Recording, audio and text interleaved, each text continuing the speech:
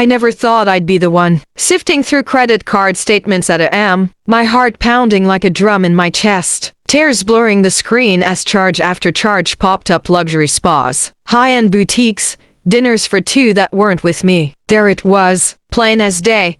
My mother-in-law's name linked to my husband's secret life, funding his betrayal right under my nose. But let me take you back to how it all started, before the rage boiled over and I decided enough was enough. I'm Olivia, 35, married for 8 years to Tom, who I thought was my rock-steady job as an accountant. Always home by 6, kisses on the forehead every morning. We live in a quiet suburb, our 2-story house with the white picket fence and a garden I tend to religiously. The scent of fresh roses wafting through the open windows on summer evenings. Tom's mom, Evelyn, she's 62, the kind of woman who smiles sweetly to your face while sharpening knives behind your back. Widowed young, she moved in with us too, years ago after falling on hard times, her voice always dripping with that fox helplessness that made me bite my tongue. I'd added her as an authorized user on my credit card out of pity. Just for emergencies, dear,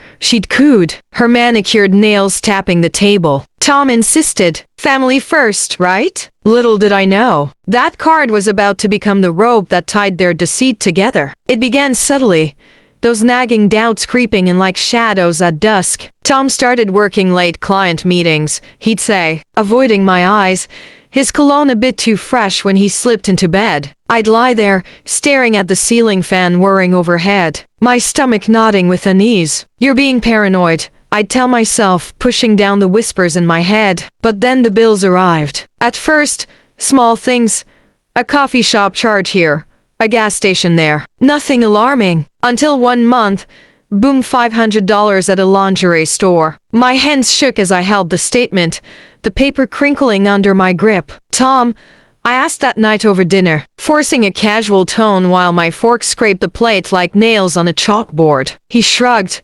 mumbling about a gift for me. Lies. I felt it in my bones, that cold dread settling in my chest like ice water. Evelyn, she was the picture of innocence, bustling in the kitchen with her floral aprons, humming old tunes while baking pies that smelled of cinnamon and deceit. But I noticed the changes: new earrings dangling from her lobes, a designer handbag slung over her shoulder that screamed not from Walmart.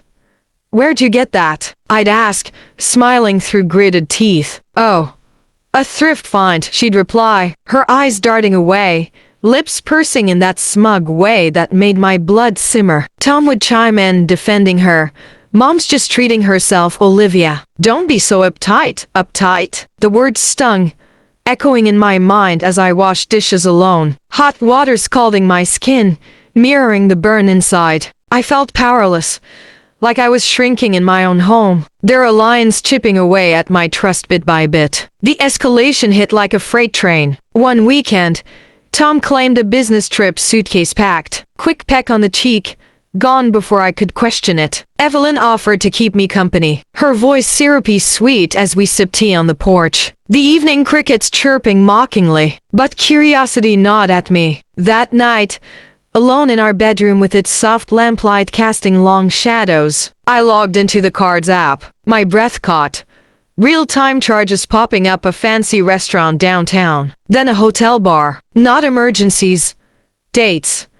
I scrolled back months, piecing it together like a puzzle from hell. Evelyn's purchases intertwined with Tom's patterns. Spa days on the same afternoons. He worked late. Shopping sprees matching texts. I'd glimpse on his phone from Lisa, a name that now twisted like a knife. Who was Lisa? I dug deeper, my fingers flying over the keyboard, heart racing as if it might burst. A quick social media stalk: there she was, his coworker, all glossy hair and predatory smiles, posting selfies from places that matched the charges. And Evelyn? Photos of them together, girls' day out, captioned under a boutique haul, her arm linked with Lisa's, both grinning like they'd won the lottery, on my dime, funding my husband's affair with his mistress. The betrayal crashed over me like a wave, leaving me gasping on the floor, sobs racking my body. How could she? My mother-in-law, the woman I'd cooked for, cared for, treated like family, and Tom the man who'd vowed forever colluding with her to stab me in the back. I felt disrespected,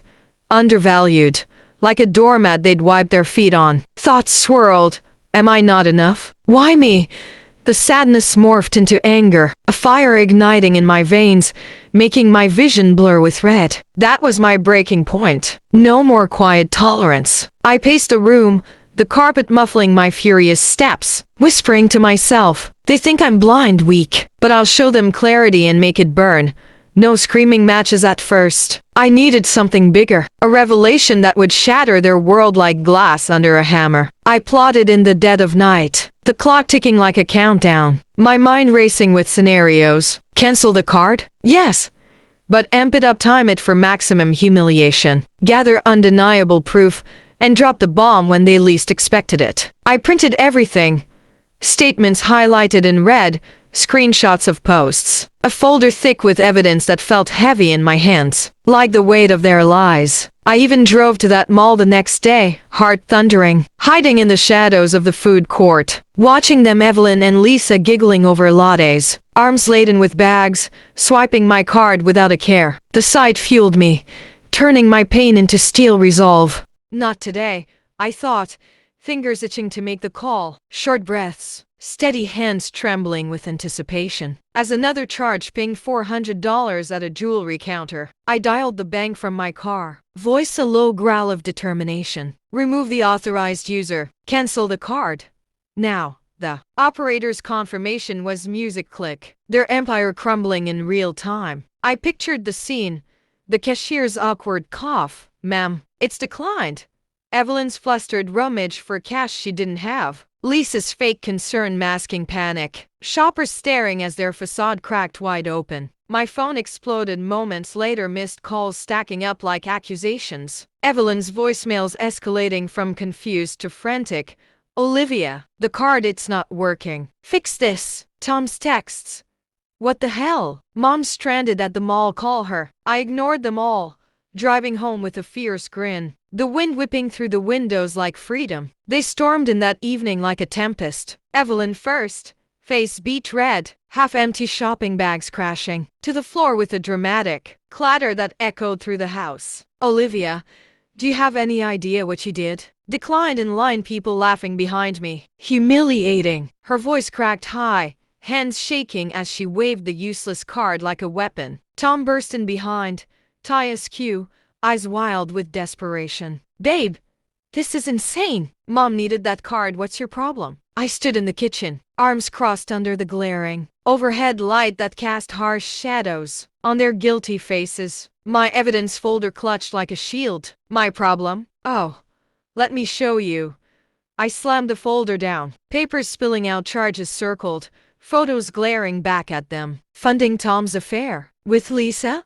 On my money?" The words hung heavy, sucking the air from the room. The climax erupted like fireworks. Evelyn's gasped sharp as a slap, her hand flying to her mouth, color leaching from her skin until she looked ghostly. How did you know?" she whispered, staggering back against the wall, eyes flicking desperately to Tom like a lifeline slipping away. He crumpled, knees buckling as he sank to the floor, face buried in his hands, shoulders heaving with fake sobs. "Olivia, it was a mistake. Mom was just helping destroy our marriage." I cut in, voice rising now, the dam breaking as years of swallowed hurt poured out. Lisa's name dropped like a bomb. I pulled up her profile on my phone, shoving it under their noses, undeniable proof. Evelyn tried one last victim play.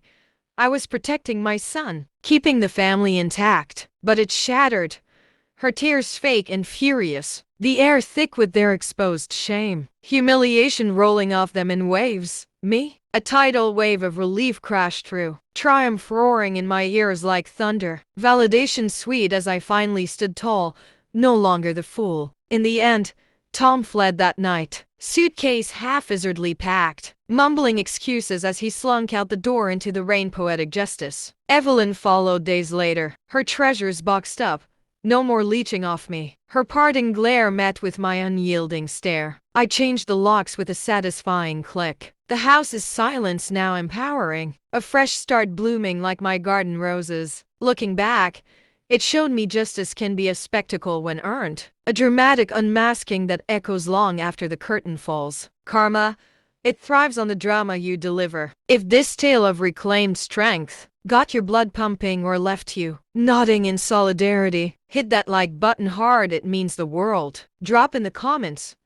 what's the biggest betrayal you've turned into a win? And don't forget to subscribe and ring the bell for more stories of sweet, smart revenge that puts self-respect first. Thanks for watching. See you next time.